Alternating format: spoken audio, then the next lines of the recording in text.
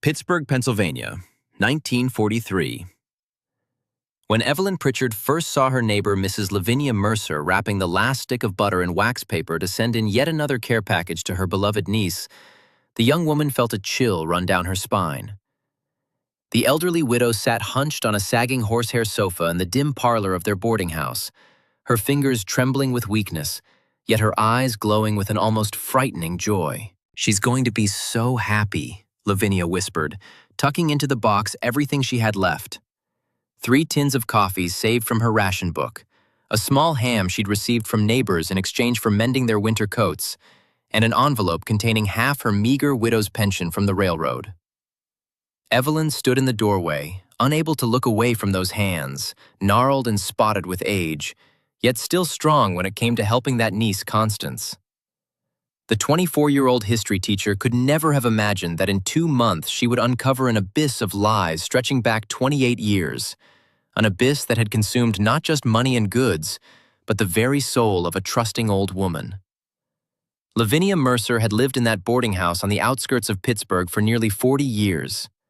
She was 70 years old, but looked closer to 90, her spine bent like a question mark, her face carved with deep wrinkles that told stories of hardship and loss, her hands shaking when she lifted a teacup.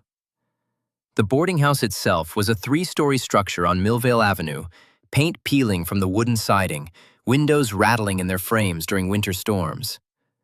The hallways smelled of boiled cabbage and coal smoke, and the radiators clanked and hissed but provided little warmth. Mrs. Henderson, the landlady, was a sharp-faced woman who collected rent with ruthless efficiency, but had a soft spot for Lavinia, often letting her slide a week or two when money was tight. Evelyn had moved into the adjacent room just 6 months earlier, after receiving her teaching assignment at Lincoln Elementary School on the North Side. She'd arrived in Pittsburgh fresh from Teachers College in Erie, her head full of ideals about educating young minds and shaping the future. The boarding house was all she could afford on a teacher's salary of $65 a month.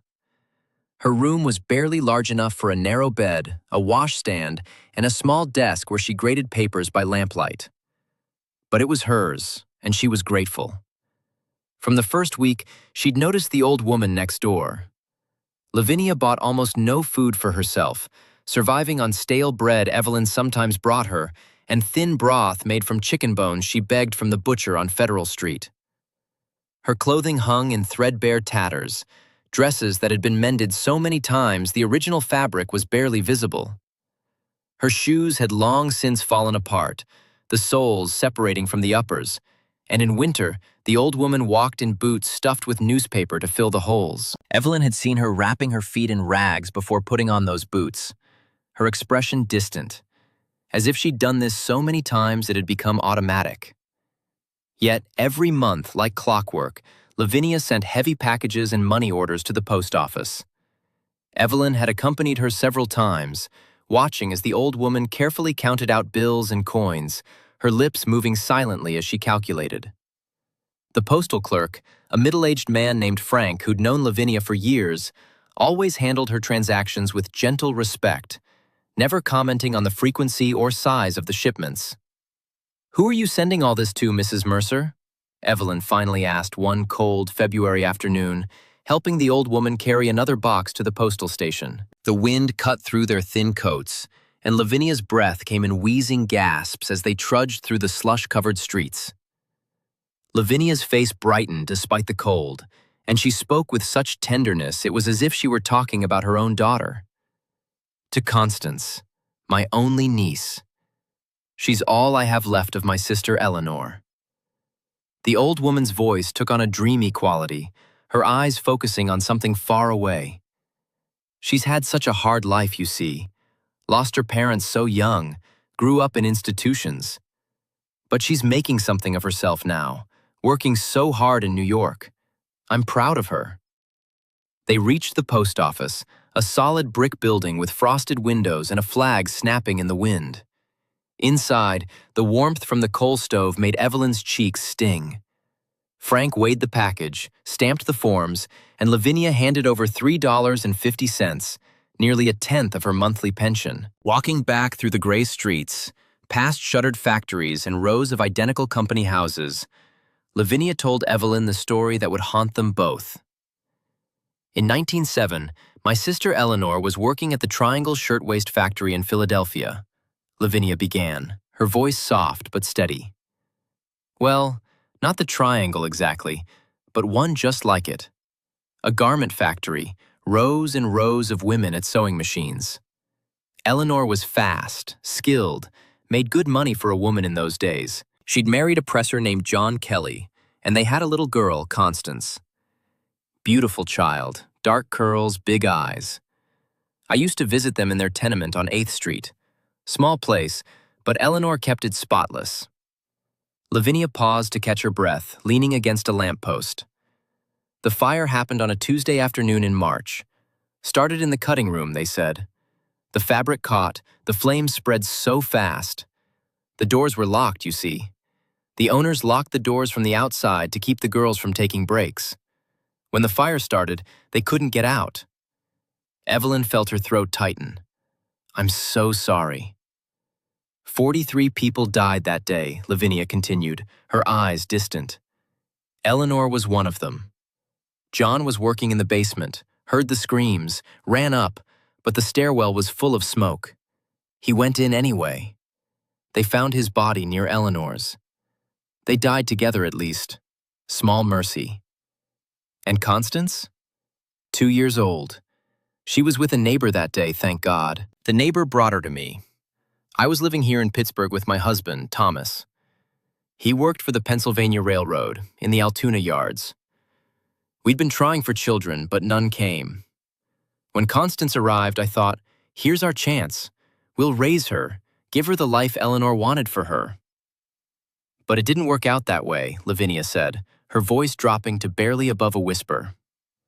6 months later, Thomas was killed, crushed between 2 freight cars during a switching operation. One moment he was there, the next, he was gone. They gave me his lunch pail and his pocket watch. That was all. Evelyn reached out and squeezed the old woman's hand. I tried to keep Constance, Lavinia continued. Tried so hard. But I had no money, no skills. The railroad gave me a widow's pension, $30 a month, but it wasn't enough. The landlady here, Mrs. Henderson, she was kind, let me stay in a smaller room for less rent. But feeding a growing child, buying clothes, medicine when she got sick, I couldn't manage. And the ladies from St. Bridget's Church, they kept coming around, telling me I was being selfish, that a child needed proper care and education, things I couldn't provide. Lavinia's voice broke. I held out for a year, a whole year. But Constance was getting thin, and I was working myself to death taking in laundry and mending. Finally, I gave in. Signed the papers. They took her to St. Mary's Home for Children in Philadelphia. She screamed when they carried her away, called for me. I can still hear it. They had reached the boarding house. Inside, the hallway was dim and cold. Evelyn helped Lavinia up the stairs to her room, a space even smaller than Evelyn's own, with a single window overlooking an alley. The furniture consisted of the sagging sofa, a narrow bed with an iron frame, a wooden chair, and a small table.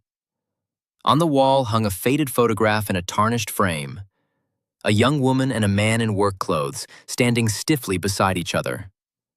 Eleanor and John, Evelyn guessed. I searched for her, Lavinia said, sitting heavily on the sofa. For 8 years I searched.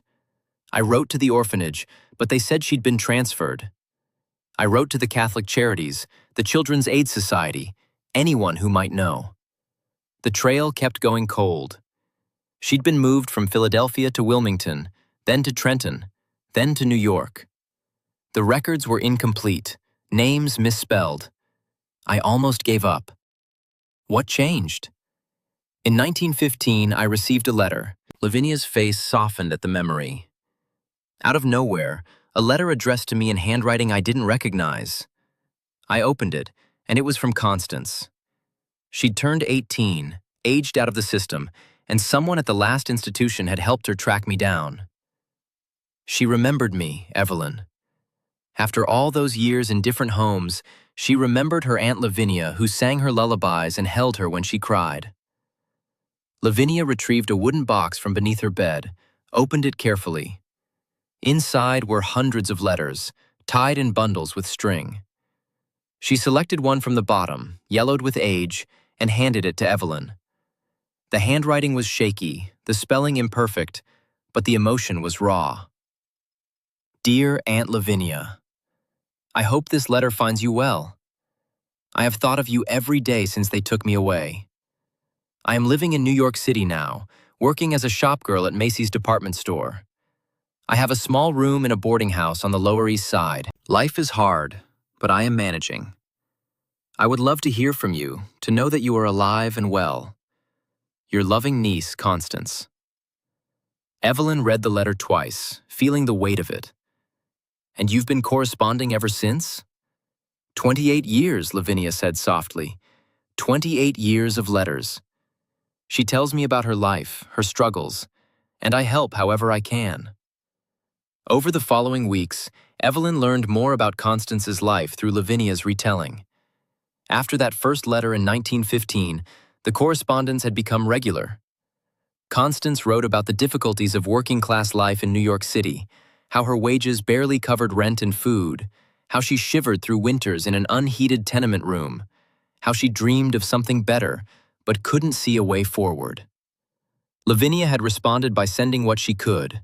A few dollars here, a package of food there. She'd cut her own expenses to the bone, eating less, wearing clothes until they fell apart, skipping coal deliveries in winter to save money for Constance. Then, in 1920, Constance wrote that she'd finished a business course at a night school, had gotten a better job as a secretary at a law firm. Her letters grew slightly more hopeful, though she still described constant financial struggles. The secretarial work paid more than the shop, but New York was expensive, and she was trying to save money, to build a better life. In 1923 came the news of her marriage. Constance wrote that she'd met a man named Robert Hartley, a clerk at the same law firm. They'd married quickly, and Constance was pregnant. She was happy, she wrote, finally starting a real family.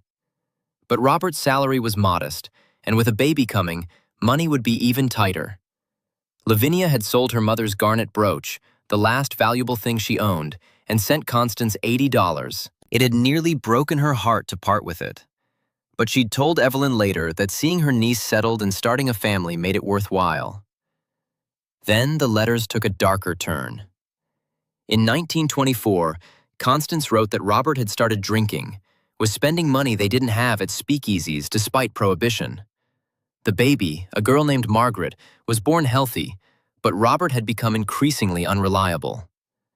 By 1925, Constance wrote that Robert had abandoned them, disappeared one night and never returned.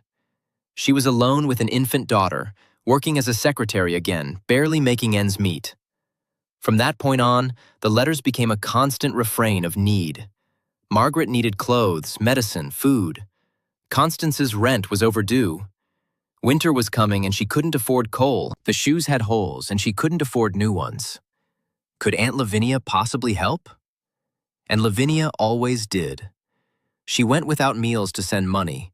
She mended clothes for neighbors in exchange for food she could package and mail. She collected discarded items from wealthier neighborhoods, repaired them, sold them for pennies, and sent those pennies to New York. Evelyn watched this cycle continue through February and into March of 1943. She watched Lavinia grow thinner, weaker, more fragile. And she watched the old woman's face light up every time a letter arrived from Constance, full of gratitude and promises to visit someday, when things got better, when she could afford the train fare, when Margaret was older and could manage without her for a few days. But that visit never came. 28 years, and Constance had never once traveled to Pittsburgh to see the aunt who was sacrificing everything for her. One evening in late March, Evelyn sat at her small desk grading arithmetic papers from her third-grade class. Through the thin wall, she could hear Lavinia coughing, a wet, rattling sound that had been getting worse. She set down her red pencil and went next door, knocked softly. "Come in," Lavinia's voice was barely audible. Evelyn entered to find the old woman huddled under a threadbare coat, shivering despite the room's stuffiness. The coal stove in the corner held only ash. "Mrs. Mercer, you need heat. You'll catch pneumonia." "No coal money this month," Lavinia said with a weak smile. "Sent it to Constance. Margaret's starting nursing school, needs textbooks and uniforms." "Such an important investment, education.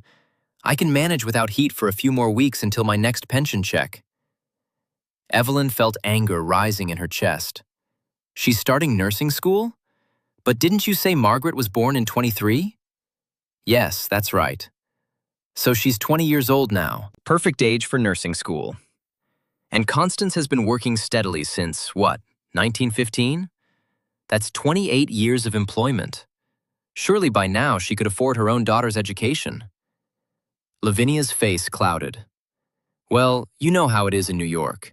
Everything costs more. And Constance never had advantages, never had family wealth to fall back on.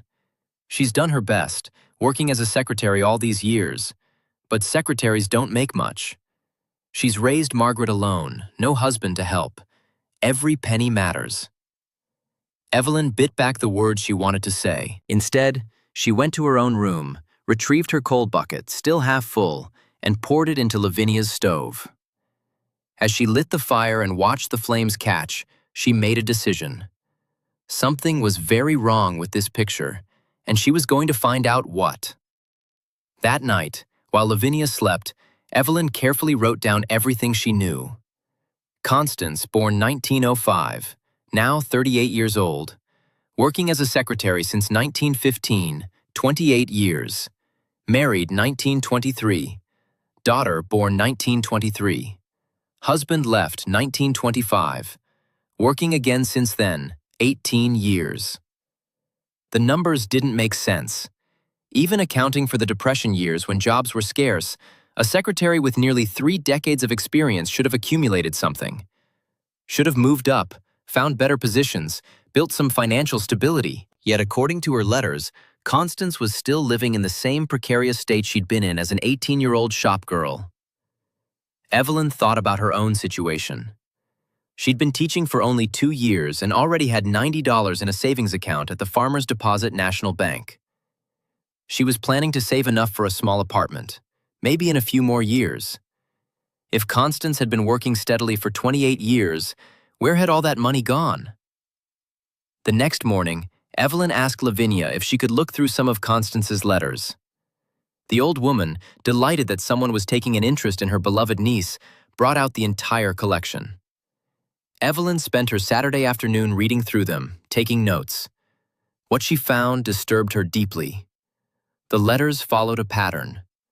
Each one began with expressions of love and gratitude for Lavinia's previous gift. Then came descriptions of hardship, always vague, always emphasizing suffering without providing specific details. "Life is so difficult here. We barely have enough to eat. Margaret has been ill, and the doctor bills are crushing. Winter is coming, and I dread the cold." Then came the request, sometimes explicit, sometimes implied. "If you could possibly spare anything, dear aunt, it would mean the world to us." But there were no real details. No mention of specific streets or neighborhoods beyond the return address, which had remained constant at West 73rd Street for the past 20 years. No names of employers, no descriptions of daily life, no stories about Margaret's childhood or interests. Just a relentless focus on need and suffering. And not a single photograph.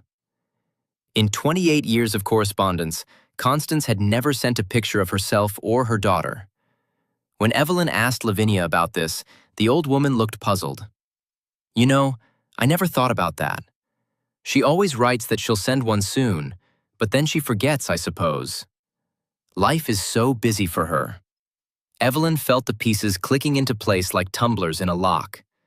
She made her decision. She took the most recent envelope and copied the return address into her notebook. Constance Hartley, 247 West 73rd Street, Apartment 42, New York City. Then she went to her room and composed a letter to Dorothy Klein, her friend from Teachers College who'd moved to Manhattan to work at a progressive private school on the Upper East Side. "Dear Dorothy, I hope this letter finds you well. I need to ask a favor. There's a woman living at the address I've enclosed.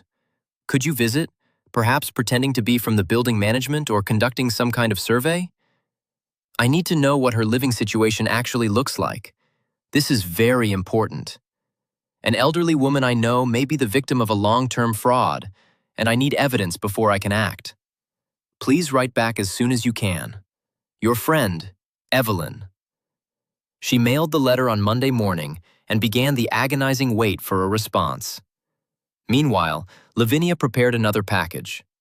This one contained her last $40 in pension money, a jar of strawberry preserves Mrs. Henderson had given her in exchange for hemming curtains, and 3 pairs of wool socks Evelyn had quietly slipped into the box when Lavinia wasn't looking. At the post office, Frank the clerk weighed the package and looked at Lavinia with concern. "Mrs. Mercer, that's heavy postage. You sure you want to send all this?" "Oh yes," Lavinia said, her eyes bright. "My grandniece is starting nursing school. This will help with her books and supplies. Such a bright girl, just like her mother." Frank accepted the money without further comment, but Evelyn saw him shake his head sadly as they left. 2 weeks passed. Lavinia sent another letter to Constance, this one mentioning that a nice young teacher named Evelyn had moved in next door and was being so kind to her.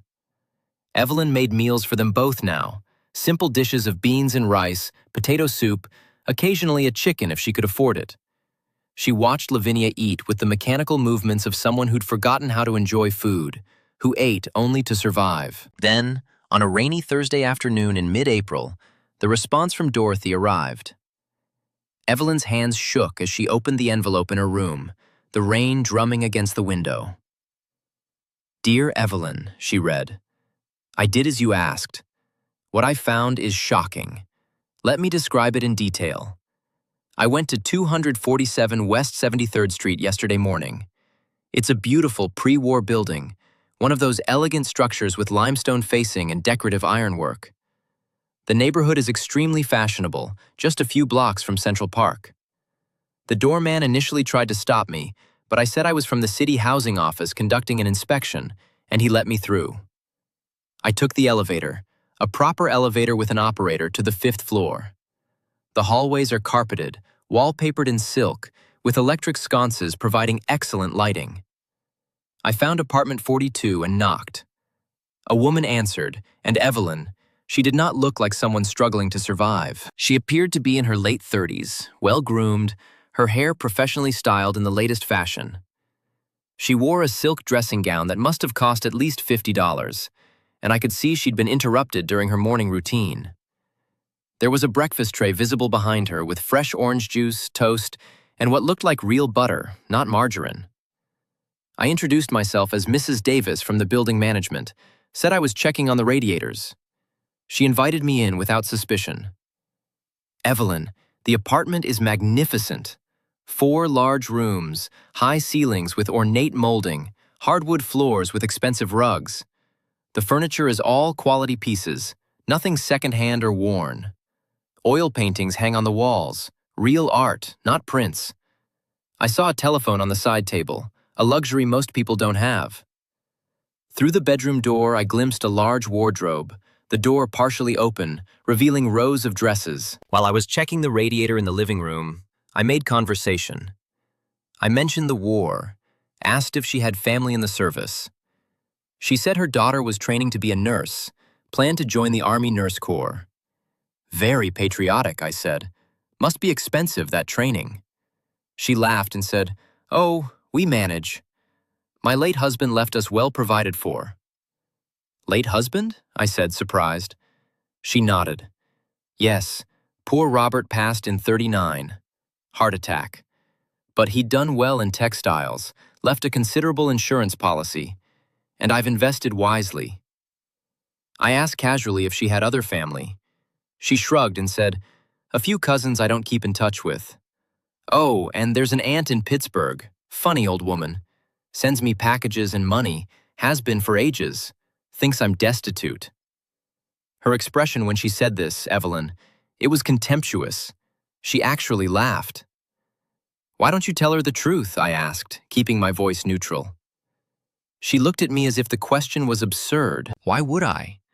She wants to send things. I accept them. It's harmless. The money goes straight into a savings account. I've accumulated quite a bit over the years. I'm thinking of buying a summer house in Connecticut. I finished checking the radiators and left. I felt sick, Evelyn. This woman has been systematically defrauding her aunt for nearly 3 decades. The aunt who raised her when her parents died, who searched for her for years, who has been starving herself to send money. I walked to the bank branch she mentioned, Manufacturers Trust on Broadway, and spoke with a manager I know socially. Without revealing too much, I asked if it was possible to verify account activity. He said, normally no, but if there were suspicions of fraud involving an elderly person, law enforcement could subpoena records. I think you need to go to the authorities, Evelyn. This is criminal. Your friend, Dorothy. Evelyn read the letter 3 times, her hands trembling with rage. The beautiful apartment, the silk dressing gown, the casual contempt. Funny old woman. Thinks I'm destitute. It's harmless. Harmless. While Lavinia went without heat, wore shoes with holes, ate watery soup and stale bread, Evelyn sat at her desk for a long time, watching the rain streak down the window. Then she began to plan. She couldn't simply show Lavinia the letter. The old woman wouldn't believe it, would find excuses, would insist Dorothy must be mistaken. 28 years of belief couldn't be overturned by a single letter. Lavinia's entire identity was wrapped up in helping Constance, in being the good aunt who'd failed to keep the child but was making up for it now. Taking that away would destroy her. No, Evelyn needed something more. She needed official authority, legal weight. She needed to make Constance face consequences. The next day, Friday, Evelyn took a personal day from school and went downtown to the Carnegie Library. She spent hours in the law section, reading about fraud statutes, postal regulations, criminal codes. What she learned gave her hope. Mail fraud was a federal offense. The use of the Postal Service to execute a scheme to defraud was punishable by up to 5 years in prison and substantial fines. The key elements were a scheme to defraud, use of the mails to execute that scheme, and intent to defraud. Constance had clearly used the mails. Her letters requesting money, Lavinia's money orders sent in response, the packages shipped back and forth, all constituted use of the postal system. The scheme to defraud was evident in the false representations.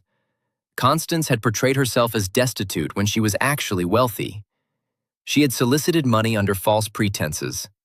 Intent was the trickiest element, but Dorothy's letter provided evidence. Constance had admitted she knew the money wasn't needed, that she was deliberately maintaining the deception for financial gain. Evelyn made careful notes.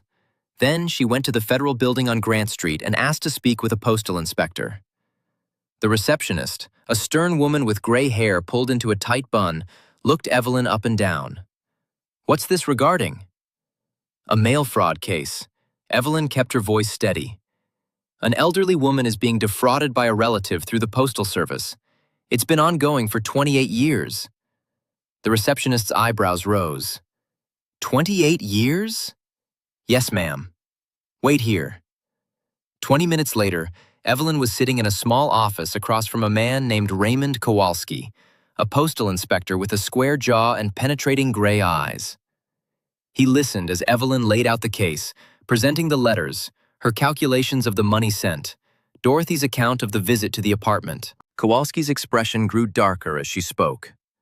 When she finished, he sat back in his chair and rubbed his jaw. "This is one of the most cynical cases I've ever encountered," he said finally. "Exploiting family bonds, targeting an elderly widow, maintaining the deception for decades." He looked at Evelyn. "But I need to ask, does Mrs. Mercer know you're here?" Evelyn shook her head. "She wouldn't believe me if I told her. She's invested her entire identity in helping this niece. It would destroy her to learn the truth without proper proof." Kowalski nodded slowly. "We'll investigate. I'll send agents to interview the subject in New York, verify the living conditions, examine financial records. If what you're saying is accurate, we'll build a case. But I need to warn you. The victim will have to testify if this goes to trial. Mrs. Mercer will have to face what her niece has done. I understand, Evelyn said, but it's better she learns the truth in a courtroom than dies believing a lie. The investigation took 3 months. Postal inspectors traveled to New York and interviewed neighbors in Constance's building. They documented the luxury apartment, the expensive furnishings, the lifestyle that contradicted the poverty described in her letters.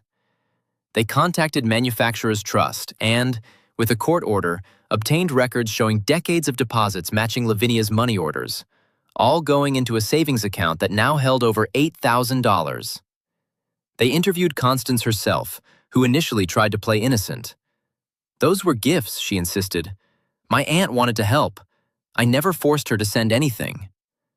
But when confronted with her own letters, the explicit request for money based on false claims of poverty, her story began to crack. The inspectors were relentless, pointing out contradictions, documenting lies. Finally, faced with overwhelming evidence, Constance's attorney advised her to stop talking. In September of 1943, a federal grand jury indicted Constance Hartley on 17 counts of mail fraud, each count representing a year of the scheme from 1926 to 1943. The earlier years couldn't be charged due to the statute of limitations, but 17 counts were more than enough. The trial was set for federal court in Manhattan. Evelyn knew she had to tell Lavinia. She'd been dreading this moment for months, but it could no longer be avoided. The prosecution would subpoena Lavinia as a witness.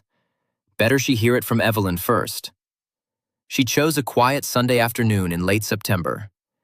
She'd prepared a pot of tea and brought it to Lavinia's room along with some cookies she'd baked, a peace offering for the devastation she was about to unleash. Mrs. Mercer, Evelyn began, sitting across from the old woman. I need to tell you something. It's going to be very difficult to hear. Lavinia looked up from her knitting, her expression curious but unconcerned. It's about Constance, Evelyn continued. I've been investigating her situation, and I've discovered that she hasn't been honest with you. What do you mean? Lavinia's hands stilled. She's not poor, Mrs. Mercer. She's wealthy. She owns a beautiful apartment in one of the most expensive neighborhoods in New York. She has money, investments. Everything she's told you about struggling, about barely surviving, it's all been lies. Lavinia's face went white. No, you're wrong. You must be mistaken. I'm not mistaken. Evelyn pulled out Dorothy's letter, handed it to Lavinia. My friend visited her, saw the apartment, spoke with her. Constance admitted it, Mrs. Mercer. She said you are a funny old woman who thinks she's destitute, and she finds it amusing. Lavinia read the letter, her lips moving silently. When she finished, she looked up, and Evelyn saw something break behind her eyes. No, Lavinia whispered. No, this can't be real. Constance loves me. She needs me. She's been using you, Evelyn said gently, for 28 years, taking your money, your food, everything you could give, while living in luxury. She's been charged with mail fraud, Mrs. Mercer. There's going to be a trial. You'll have to testify. Get out, Lavinia said suddenly, her voice sharp. Get out of my room. You're lying. You're cruel and you're lying. Constance would never do this. Never. Mrs. Mercer, please, get out! Evelyn left, her heart breaking. She heard Lavinia sobbing through the wall that night, heard her calling Constance's name like a prayer. The next day, Lavinia wouldn't speak to her. For a week, the old woman avoided Evelyn entirely, locking herself in her room, refusing to answer when Evelyn knocked. Then the federal subpoena arrived, delivered by a U.S. Marshal. Lavinia had to appear in court in New York on December 6th. There was no avoiding it now. Evelyn went to Lavinia's room that evening, found the old woman sitting in the dark, the subpoena on her lap. Is it true? Lavinia's voice was hollow. All of it? I'm afraid so, Evelyn said softly. Lavinia was silent for a long time. Then she said, I'll go to the trial. I'll hear it from her own mouth. But if you're wrong, If this is somehow a mistake, I'll never forgive you." "I understand," Evelyn said. The trial began on Monday, December 6th, 1943. Evelyn and Lavinia took the overnight train from Pittsburgh, arriving at Pennsylvania Station early in the morning. The city was transformed by the war effort. Soldiers and sailors everywhere, recruiting posters on every wall, windows crisscrossed with tape against potential air raids. They took a taxi to the federal courthouse in Lower Manhattan, a massive neoclassical building with marble columns and bronze doors. Inside, the halls echoed with footsteps and hushed conversations. Evelyn guided Lavinia to the courtroom on the 3rd floor. The room was paneled in dark wood, with high windows letting in cold December light. Spectators filled the benches, drawn by the unusual nature of the case. The press was there too, reporters from the Herald Tribune and the Times, their pencils ready. Lavinia sat rigidly beside Evelyn, her hands clenched in her lap, her eyes fixed on the defense table. Then, Constance entered. Evelyn heard Lavinia gasp, watch the old woman's face crumple as she saw, truly saw, what her niece had become. Constance Hartley swept into the courtroom, wearing a tailored navy suit with a mink stole draped over her shoulders, her dark hair perfectly coiffed in victory rolls, diamond earrings catching the light. She looked like she'd stepped out of a Bergdorf Goodman advertisement, polished and prosperous and utterly unconcerned.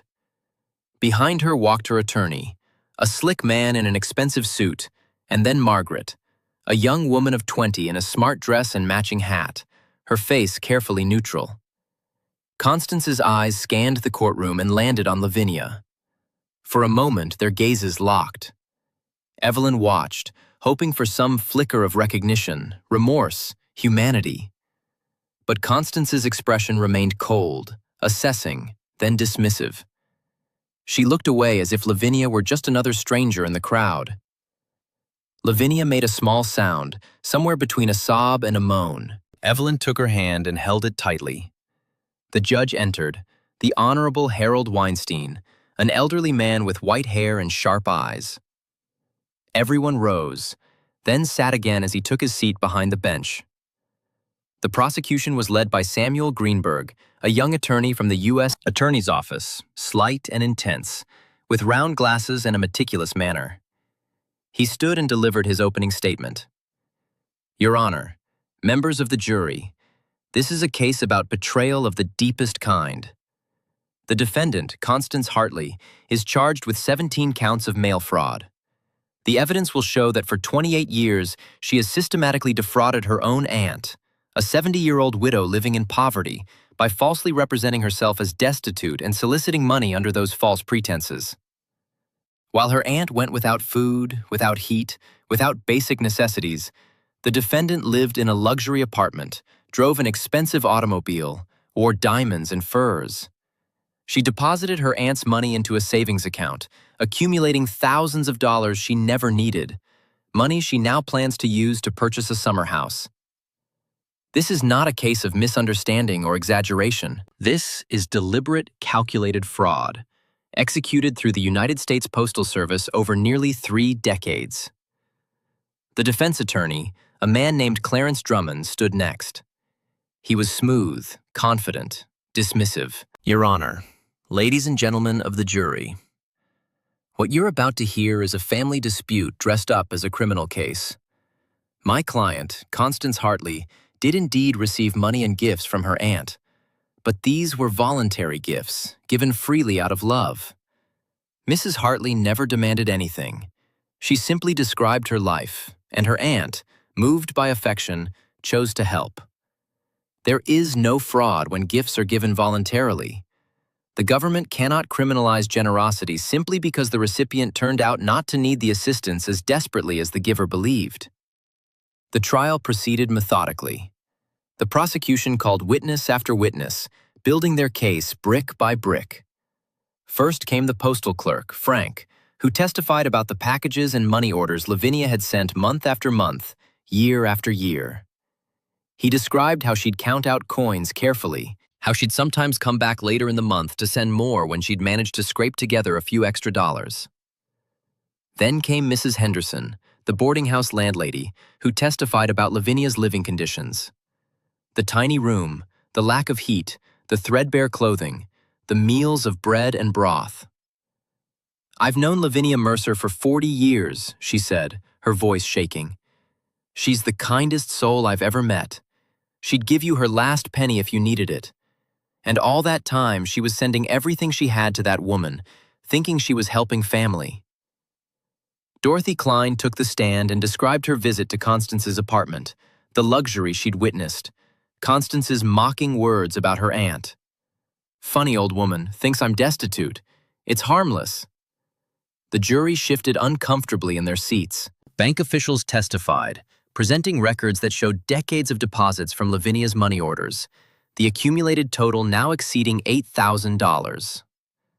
Postal inspectors testified about their investigation, the documentation of Constance's wealth, the contradiction between her letters and her lifestyle. Through it all, Constance sat impassive, occasionally whispering to her attorney, but showing no emotion. On the third day, the prosecution called Constance Hartley to the stand. She took the oath calmly, settled into the witness chair, arranged her skirt. Greenberg approached. "Mrs. Hartley, is it true that you've been receiving money and packages from your aunt, Lavinia Mercer, for approximately 28 years? "Yes," Constance said simply. "And is it true that during this time you've been living in a 4-room apartment on the Upper West Side of Manhattan?" "Yes." "An apartment you've owned since 1924? "My late husband purchased it, yes." "And your late husband, Robert Hartley, was a successful textile manufacturer?" "He did well, yes." "Left you a substantial inheritance when he died in 1939? "A modest insurance policy." "Of $10,000? Constance hesitated. "Yes." "So you've been financially comfortable since at least 1924, correct?" "I've been provided for, yes." "Yet in your letters to your aunt," Greenberg pulled out a stack of papers, "you repeatedly described yourself as struggling, barely able to afford food and rent. In a letter from March 1942, you wrote, 'I don't know how we'll survive the winter. The rent is overdue and we have no coal.' Is that accurate?" "I may have exaggerated my difficulties." "May have?" Greenberg's voice sharpened. "Mrs. Hartley, in this letter from January 1941, you wrote, 'Margaret is ill and I cannot afford a doctor. We are desperate.' Was your daughter ill?" "She had a cold." "Did you take her to a doctor?" "Yes." "And were you able to afford it?" "Yes." "So when you wrote that you couldn't afford a doctor, that was a lie?" Constance's composure cracked slightly. "I was expressing concern about future expenses. By falsely claiming you couldn't afford current expenses? I was worried." Greenberg picked up another letter. In April 1940, you wrote, "We have no money for food. We are going hungry." Were you going hungry, Mrs. Hartley? We economized. Did you or did you not have sufficient money to purchase food? We had money, yes. Then why did you write that you were going hungry? Constance was silent. "Let me show you something else," Greenberg said. He produced photographs taken by the postal inspectors. "This is your apartment, is it not?" "Yes." "And these are Persian rugs, correct? Oil paintings? Expensive furniture?" "We have nice things, yes." "Nice things purchased while your aunt was wearing shoes with holes in them, eating bread and broth because she couldn't afford more, going without heat because she'd sent her coal money to you." "My aunt chose to send that money. I didn't force her." "But you solicited it under false pretenses, didn't you? You portrayed yourself as destitute when you were wealthy. You exploited her love and guilt to extract money you didn't need." Constance's face hardened. "My aunt wanted to help me. It made her feel useful. I was doing her a favor by accepting." A gasp went through the courtroom. The judge banged his gavel. "A favor?" Greenberg's voice was incredulous. "You call robbing an elderly widow a favor?" "I didn't rob anyone. Those were gifts." Greenberg pulled out one more document. Mrs. Hartley, this is a statement from Manufacturers Trust Bank. It shows that you deposited every single money order from your aunt into a savings account. Over 28 years, you accumulated $8,214. What did you do with this money? It's in savings. For what purpose? For the future. Your future? Yes. Not for necessities? Not for your daughter's education, which you claimed you couldn't afford? We managed Margaret's education through other means. So the money from your aunt, money she could barely spare, money she sent thinking you were starving and freezing, you simply saved it as extra spending money? It's my money. She gave it to me. Under false pretenses, Greenberg said quietly. That's fraud, Mrs. Hartley. The defense tried to rehabilitate her on redirect, but the damage was done. Constance's own words had convicted her. The prosecution rested. The defense called no witnesses, relying instead on Drummond's argument that the gifts were voluntary and therefore not criminal. It was a weak defense, and everyone in the courtroom knew it. The jury deliberated for less than 2 hours. When they returned, the foreman stood. On the count of mail fraud in the year 1926, how do you find? Guilty. On the count of mail fraud in the year 1927, guilty. 17 times, the word rang out. 17 times the jury pronounced judgment. Constance sat frozen, her face pale. Margaret, in the gallery, began to cry. Judge Weinstein set sentencing for the following week, remanded Constance to federal custody. U.S. Marshals came forward with handcuffs. As they led her away, Constance finally looked at Lavinia. The old woman sat with tears streaming down her face, her body shaking with silent sobs. For a moment, Constance's mask slipped, and Evelyn saw something flicker in her eyes. Not remorse exactly, but perhaps a dim recognition of what she'd destroyed. Then she was gone, led through a side door and the courtroom emptied. Evelyn helped Lavinia stand, guided her out into the cold December afternoon. They walked in silence to a small diner near the courthouse, sat in a booth by the window. Evelyn ordered coffee and soup, but Lavinia didn't touch hers. 28 years, the old woman finally said. 28 years I believed in her, loved her, sacrificed for her, and it was all a lie. Your love wasn't a lie, Evelyn said gently. What you gave was real, even if she didn't deserve it. I was a fool. You were kind. There's a difference. They took the train back to Pittsburgh that night, Lavinia staring out the window at the darkness, Evelyn holding her hand. A week later, Judge Weinstein handed down the sentence. 3 years in federal prison, full restitution of $8,214 plus interest, totaling $11,300, and a public letter of apology to be published in the New York Times and Pittsburgh Post-Gazette. The letter appeared in both papers on December 20th, 1943. To Mrs. Lavinia Mercer, I, Constance Hartley, hereby acknowledge that I defrauded you over a period of 28 years. I falsely represented my financial situation in order to extract money from you. I knew you were living in poverty while I lived in comfort, and I took advantage of your love and guilt. I offer no excuse for my actions. I am deeply sorry for the pain I have caused. Constance Hartley. Lavinia cut the notice out of the paper and put it in the box with all the letters, then closed the box and pushed it under her bed. She didn't speak about Constance again for months. The restitution money arrived in March of 1944, a check for $11,300 made out to Lavinia Mercer. She held it and stared at it as if it were written in a foreign language. Evelyn found her sitting at her small table, the check in front of her, her face blank.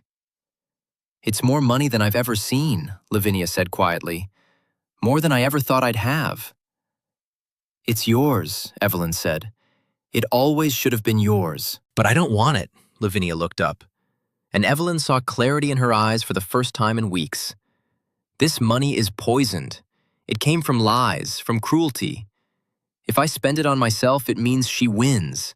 It means all those years were for nothing. What do you want to do with it?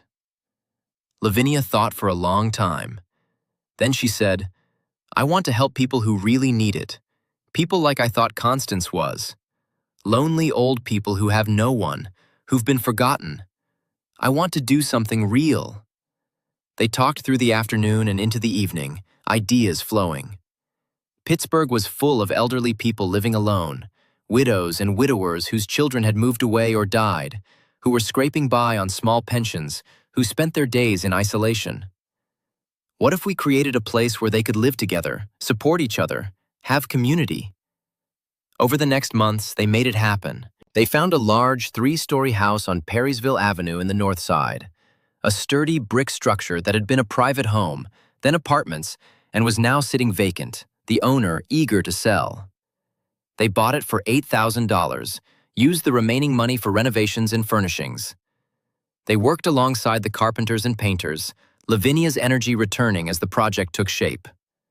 They created 8 small apartments, each with a bedroom, sitting room, and kitchenette, plus common spaces, a large dining room, a parlor, a sun porch.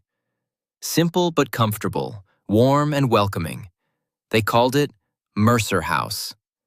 It opened on September 15, 1944, exactly 1 year after Constance's indictment.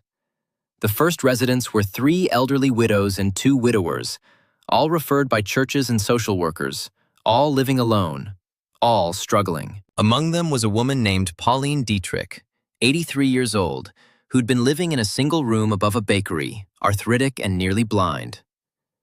A man named Frank Kovac, 78, who'd worked in the steel mills for 50 years and now lived on a pension of $28 a month in a boarding house similar to Lavinia's old one. A widow named Iris Chen, 71, whose children had moved to California and never wrote, who spent her days alone in a cold apartment with no one to talk to. They came to Mercer House and found family. Lavinia herself moved in, taking a small room on the first floor. Evelyn quit her teaching position and became the house manager, moving into the apartment next to Lavinia's. They hired a cook, a widow named Beatrice, who could make miracles with modest ingredients. They hired a handyman, a veteran named Tom, who'd lost a leg at Guadalcanal and was grateful for steady work. They brought in a visiting nurse once a week.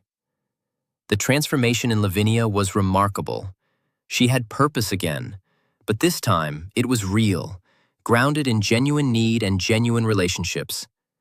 She knew these people, talked with them daily, saw the difference the house made in their lives.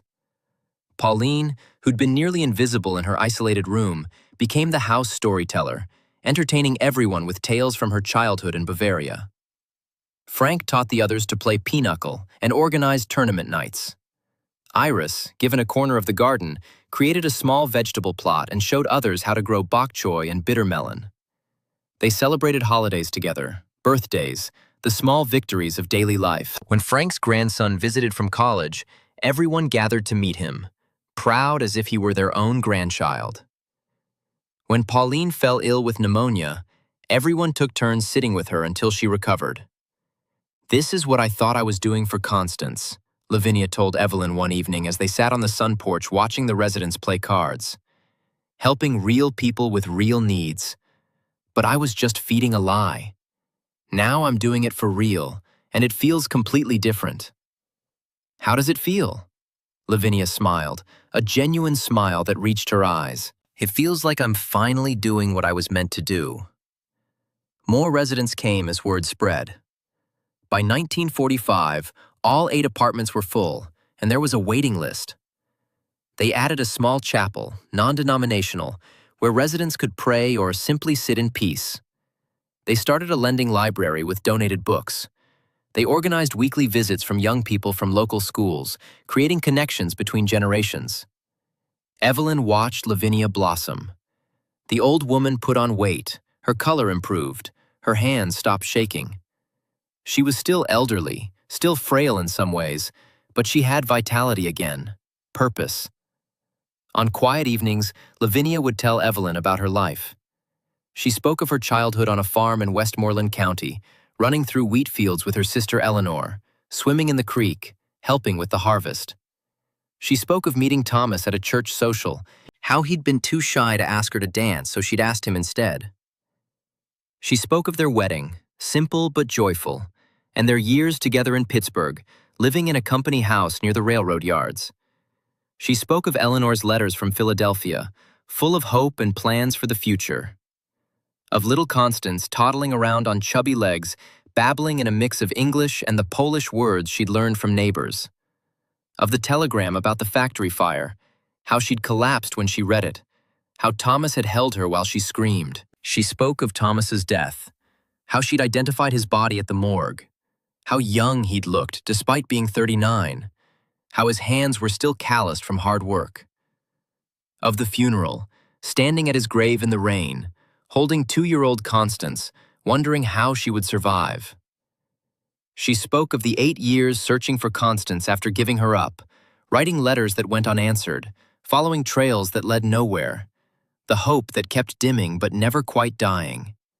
And finally, she spoke of the moment she received that first letter from Constance in 1915. "I thought it was a miracle," she said softly. "I thought God had given me a second chance, a way to make up for failing Eleanor, for losing Constance. I thought if I could help her, support her, make sure she was all right, then maybe I hadn't failed completely." "You didn't fail," Evelyn said. "I know that now," Lavinia replied. "But it took me 28 years and a criminal trial to learn it." They sat in comfortable silence, listening to the sounds of the house around them. Someone was playing piano in the parlor, a hesitant rendition of Clair de Lune. Laughter drifted from the dining room where a card game was in progress. "This is my real family," Lavinia said. "These people. You. This is what family should be." The years passed. Lavinia grew older, but she remained active, involved. She celebrated her 80th birthday in 1953 with a party attended by all the residents in half the neighborhood. She cried when they presented her with a cake and sang to her, cried happy tears this time. Word came occasionally from New York. Constance had been released from federal prison in 1946 after serving her full 3-year sentence. Her husband had divorced her during her incarceration, taken Margaret, and moved to Chicago. The apartment had been sold to pay restitution and legal fees. Constance had moved to a small apartment in Queens, taken a job as a file clerk. Lavinia received one letter from her in 1947, brief and stilted. "Dear Aunt Lavinia, I hope this letter finds you well. I am writing to apologize again for the pain I caused you. I have been released from prison and am trying to rebuild my life. I understand if you never wish to hear from me again. I deserve your hatred. Constance." Lavinia showed the letter to Evelyn. "Should I respond? What does your heart tell you?" Lavinia thought for a long time. Then she sat down and wrote back. "Constance, I received your letter. I forgive you. I don't hate you, and I never did. What you did was wrong, and you've paid the price. I hope you can find peace and build a better life. I won't be sending money or gifts anymore, but I will pray for you. Your aunt, Lavinia." She never heard from Constance again. In 1956, Lavinia began to fade. Not suddenly, but gradually, like a candle burning down. She was 83, had lived a long, hard life, and her body was simply wearing out. The doctor said there was nothing specific wrong, just the accumulated weight of years. She spent more time in her room, less time with the other residents. Evelyn stayed close, reading to her, helping her with meals, sitting with her in the evenings. One October afternoon, Lavinia called Evelyn to her bedside. She'd written a will, leaving her savings, about $6,000 accumulated from careful management of Mercer House, to Evelyn. But there was something else. "I want you to know," she said, her voice thin but clear, "that I don't regret anything. Not the years I spent helping Constance, even though she was lying. Not the trial, even though it broke my heart. Because all of it led me here, to this house, to these people, to you. Mrs. Mercer," "Let me finish," Lavinia said gently. "I used to think my life was about failure. Failed to save Eleanor. Failed to keep Constance. Failed to see through her lies. But I understand now that it was never about failure. It was about love. I loved Eleanor. I loved Constance, or the idea of her. And that love, even misdirected, kept me alive long enough to find real purpose here."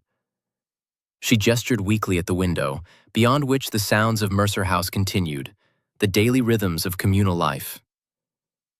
"This is my legacy," she said. "Not the money I sent to Constance. This house, these people, the kindness we've built here. That's what matters." Evelyn took her hand. "You've touched so many lives, and you'll continue it," Lavinia said. "Promise me. Keep Mercer House going. Help people who need it. Don't let my story end in bitterness." "I promise," Evelyn whispered. Lavinia smiled, closed her eyes, and slept. She died 3 days later, on October 19th, 1956, in her sleep, peacefully. Evelyn was beside her, holding her hand. The funeral was held at St. Bridget's Church, the same church that had convinced Lavinia to give up Constance 50 years earlier. But there was no bitterness in the service, only love. The church was packed with residents from Mercer House, neighbors, social workers, people whose lives Lavinia had touched. They buried her in Allegheny Cemetery, in a plot next to Thomas, finally reunited after 48 years apart. The headstone read, "Lavinia Mercer, 1873 to 1956. She gave everything." Evelyn used the money Lavinia left her to expand Mercer House. They added a third floor, creating 4 more apartments. She established a small endowment to ensure the house could continue even in hard times. She hired more staff, brought in more services. The house thrived. Over the next 15 years, hundreds of elderly people found refuge there, found community, found dignity in their final years. Then, in 1971, Dorothy sent a letter. "Remember Constance Hartley? She died. Last month. April 1971. Only 66 years old. I heard about it from a neighbor who'd known her. She'd been living alone in a small apartment in Jamaica, Queens. No visitors, no friends. Her daughter Margaret never reconciled with her, never visited after the divorce. Constance worked as a file clerk until she was too ill to continue, then lived on a small Social Security check. She died of a heart attack, alone in her apartment. The landlord found her 3 days later. Margaret came to arrange the funeral, but there was no service, just a quick burial. The neighbors said it was the saddest thing she'd ever seen. This old woman who'd once had everything and ended up with nothing. Evelyn folded the letter and sat looking out the window of her office at Mercer House. She was 52 years old now, had dedicated 27 years to this place, had never married, had no children of her own, but had mothered hundreds of elderly people who'd come through these doors. She thought about Constance, dying alone, abandoned, bitter. She thought about Lavinia, dying surrounded by love, at peace, fulfilled. 2 women, both starting from tragedy, both making choices. One chose greed and deception, ended in isolation. The other chose kindness and service, ended in community. The lesson was clear, almost painfully so. That evening, Evelyn was surprised by a visitor. A young woman in her early 30s stood at the door, nervous, clutching a purse. "I'm Ruth Brennan," she said. "I'm the granddaughter of Amos Hartley, Constance's uncle, her father's brother. I never knew Constance. She died estranged from that whole side of the family. But my grandmother told me the story, about what she did to her aunt. And I'm so ashamed." Ruth came inside, sat in Evelyn's office. "My grandmother said Constance was always greedy, even as a young woman. Said she married Robert Hartley for his money, not love. Said she cared only about appearances, about status. And when she went to prison, the whole family turned their backs on her. She deserved it, but still, It's sad. She died with nobody. Ruth pulled an envelope from her purse. After she died, there was a sale of her belongings. Just a few things, furniture, books. It brought in about $2,000 after her debts were paid. Margaret didn't want it, told the estate lawyer to donate it somewhere. I asked if I could designate where it went. I wanted it to come here, to Mercer House, as an apology for what Constance did. It can never make up for it, but maybe it can help someone. Evelyn took the check. "Thank you," she said quietly. "Mrs. Mercer would have forgiven Constance, you know." "She did forgive her, in her own way.